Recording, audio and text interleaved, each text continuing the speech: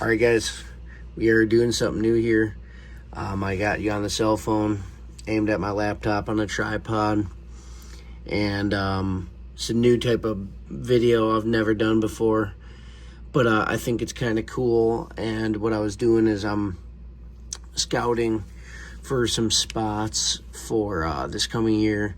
And you know what I do is I have tons of pins on spots I've already went and checked out or whatever. So every year before season I try to do some more scouting and maybe pin down a couple other spots. Maybe this will be a spot where if I hunt by my buddy's place, which he's not too far from here, that maybe I'd come through. But the first thing that I always do before I hit a spot is e-scout. That way, I can kind of put pins and, figure out, spots to check out. So that way I'm, not going in totally blind. But so this piece, I've never hunted this piece. I've never even hunted near it. The closest spot that I've been near this is probably 15 miles away from it. But I was just scrolling through basically to find a piece basically for you guys, for me to break down, that I didn't already have pins all over, and I didn't put boots on the ground because I want it to kind of be a tutorial for you guys and how I break down public land. And the easiest way for me to help you is to find a spot that I've never been on. There's similarities with this property on properties I've hunted before. So let's get into the video, guys. I picked this spot here. I seen this piece of public. I can see if you look at the cursor. Hopefully you guys can see it over here. I'm trying not to go too fast, but I see multiple ag fields. All within deer walking distance. Deer can walk from here and hit these spots pretty easy. I look for spots like this because, it's going to hold deer because, there's food all the way around it. I like keying in on water. We'll move you in here. So I like keying in on places that have water because obviously deer like us need water to drink, and it also creates essentially a barrier for them, which can help predict movement. So the first thing that I'd be doing is, obviously I'm keying in on these ag fields, and I'll get to that in a little bit. But, this river creates, its own transition area, if you will, diverse habitat. You have, timber, but then, it basically divides. It creates a barrier for these deer. They might not be able to cross it. And if they do cross it, it's pretty predictable. Let's just say hypothetically you have a really big, deep stretch of this river where it's over the deer's head. And yes, they can swim, but if they can't jump it, and it's a pain for them, if they're not on a dead run and they're not being hunted or, they're not spooked, they're not going to jump or swim across a river for the most part. Normally they're going to, I'm saying hypothetically, let's say this part's deep, and then you get over here and there's a shallow area. Well, a lot of times they're going to cross where there's a shallow area. So I'm using my finger because it's a little bit slower than using that cursor. It's easier to see. So, let's, like I said, hypothetically, maybe this part, a little wider, a little bit thicker or deeper. And then you get into an area where if you zoom in or if you look carefully, you can kind of see like little light areas where it might be sand or shallow water. And a lot of times, when you're looking at a river system, you're going to find those deer are going to cross, in areas where, usually a lot of times where the timber gets closer together. But if there's a shallow area, that's where they're going to cross. So, if this is me, you can kind of see down here, there's like a little parking area. There's a road just that way of this. But what I'd do is, park. I'd come down here along this river, and I would just walk it. Maybe a little bit earlier than right now where, almost to mid-August.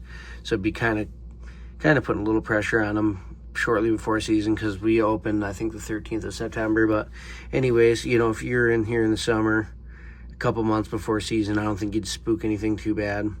You know, a lot of times what I do is I just park and I'd walk the river, or, you know, I'd park up here on this road and I'd come down and, you know, walk this north side. By the way, that's north, that's south, that's east, and that's west. But, you know, I'd park up here, walk down, and then park over here and walk around, or, you know, what have you. And I would just take a look and see what's going on along this river. First of all, it'd be the first place I look, because, you know, it's going to be taller grasses around this river, swamp grassy stuff, you know, so you should be able to see any trails cutting across this to key in on. And it's not a super long walk, and if you wanted to just hit this and come up and, you know, you don't have to walk the entire thing, but, you know, if you want to get a good scout in, you know, it's not a bad idea. And then, so with that being said, you know, you have your river bottom, checking to see if there's any trails, checking along the edge, you know, walk the south and north side of it, find if, you know, maybe you're finding a bunch of rubs in this area, let's say, and maybe you're not finding anything here. It's like, okay, well, you got heavier sign in a certain area, put a pin on onX, or if, let's say, you know, this is public and you're just using Google Maps, you know, put something there, or screenshot it and put something there, or whatever. So, you know, you're figuring out your sign. Another thing that I was keying in on when I looked at this is you have this little field here. And a lot of times, move my cursor, a lot of times these little fields, like something in there is going to be, DNR will actually plant stuff. You know, I've seen DNR plant brassicas, you know, radishes, turnips. I've seen them plant corn. So, you know, that might be, you know, just a CRP grassy field, or that could be an area where there's a trail from the parking lot and maybe they have a, you know, some type of egg that they plant there. That'd be another thing I'd look at. And, you know, another thing deer really like are transition areas. So, what a transition area is, let's go down here. So if you see my cursor down at the bottom of the screen, you'll kind of see where my cursor is. You'll see that it meets, you know, this is like, you know, not, sorry, I was going to say a higher stem count. This stuff along the river, you know, in this area, looks like it's higher stem count. And then you get into here, and you can see kind of that these trees here, I'll zoom in on it. You can kind of see that these trees almost look like little broccoli heads. And a lot of times you get that when those are oak trees. Somebody taught me that, and it actually is true. So you'll get these little, they look like almost like little broccoli heads in here. And a lot of times those are oaks. So you get oaks, maples, you know, hardwoods in here. And then you can see by the river, you get this higher stem count, you know, stuff down here. Well, if you look, there's like a little shadow area, if you follow my cursor, and that goes up, and it kind of comes around, and it goes up here, you know, along this area. And then if we go down and move a little bit, you'll see this is private. That actually follows and drops down here, and, you know, creates an edge. So a lot of times you're going to find a lot of sign in here. You're going to find a lot of sign in here. And I'll show you a little tip or trick, I guess. If you see, you know, this river bends here and it meets the timber in this spot. So what I would suggest somebody do is I would look in here. You can see this little shadowy area comes all the way up here, meets the river, kind of comes around or goes around this point and comes through here, goes up, and just creates kind of like a V right here. And I would really check up in this corner. I could almost guarantee you might have a crossing cutting across there. It makes a good oxbow. Bucks like to bet on areas like that because it's easy. You know, they basically have water back side. The only way you can get to them is coming through there. So a lot of times bucks like to bed on these little oxbows, especially the tighter they are. So, I'd key in on that, checking these areas for beds. But without getting too off course, I would really be looking on this side of the river. Because if you can get a buck that's bedded here, and you have some ag down in here, and he might come across, and you get a good wind, and you can get quiet and get set up in here, and if they are bedded off these, you might have a good chance of killing them, especially because you have this transition area basically coming off of that oxbow, and dropping down in here. With my finger, I'll show you. You can kind of see that this big patch of timber comes, and you have thicker areas. It looks like it's higher stem count, really whippy stuff, just kind of based off of what I look at. But, that just check on these little oxbows for beds. But yeah, that's just a little suggestion, a little tip for you. But check these areas. Now, what I want to do is I'm going to zoom over here. So we got that area. Now what we have here is an ag field. This whole thing right here is an ag field. All this is public, so you can hunt here. So a lot of times what you're gonna get is these thick areas back in here, along the river, and where there's thick cover in here. Them deer are gonna be bedded up there. And you got food here. We know that if you go down that way, there's some ag fields. So if they're bedded in here, a lot of times they're gonna come into these fields. You got this field and this field, you never know. This could be soybean, that could be corn. So there's some diversity there. And obviously you might have some oaks in here, especially like these little broccoli looking guys. So maybe acorns are dropping heavy. They might not be hitting this right away. I would be, even in the evening, be off this field a little bit, thinking that they might come off of this, hit these oaks, then move out into this field, And then we'll move up a little bit more. Further, I'll show you this little spot. There's a road right here, so you could park somewhere in here. I think there's a little pull-off over here. But, you can park here. This is going to be the northeast corner, and you can walk this edge. And not only can you hunt this field, but you can hunt the edge of this field. Obviously this is private, so you want to be up in here. But, if our intuition's right and they are bedded in these areas along the river, well, they might skip this food source. And maybe they come over here and they're eating in these, in this field tight to the timber. It looks like you have some of them broccoli head.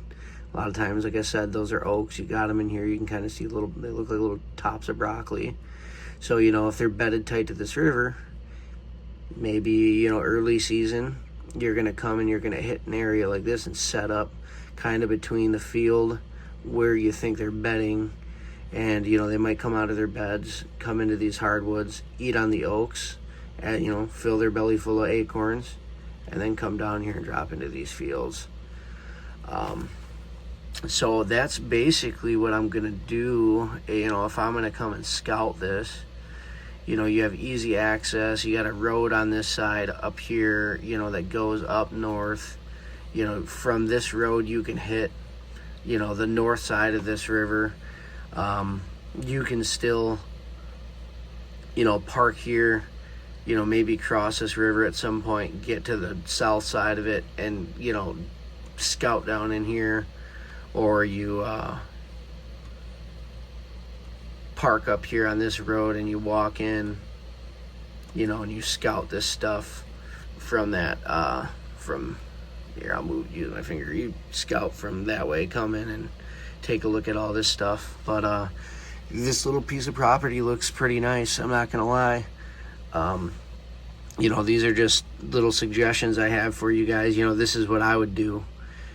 Park up in a spot, come into these little spots here. You can, you're always gonna have deer coming into ag, depending on your wind, and if you don't bump anything too bad, or your wind's not blowing up and you're coming in on a bad wind, You know, you can never really go wrong setting up on an ag field, because you know these deer, if there's nothing too far north, you know, these are the immediate food sources for anything really in here. You know, they're probably going to drop down in here for the most part. You know, they could even be bedded in here and maybe they come across, but this is private. You can't hunt this, obviously, unless you had permission. But, you know, you can hunt the whole border around it.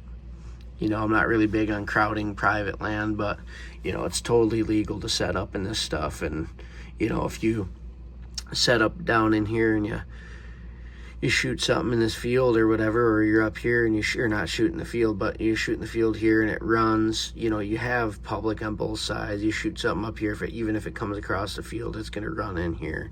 So, you know, you have a lot going on here that's good for you.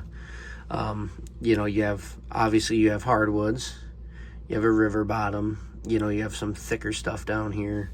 So I think, you know, if it was me, you know, I would like hunting this place, because it seems like it's got a lot to offer, a lot of diversity. Like I said, it's got, you know, these transition areas. You know, it's got pretty much everything you need. You know, it's not like it's all pine. It's not like it's all hardwoods. It's got kind of a little bit of everything going on. But yeah, that's my quick little crash course tutorial for you guys. Again, I'm trying to do my best with, you know, I'm going to try to block everything I can off. I blocked all the private land information.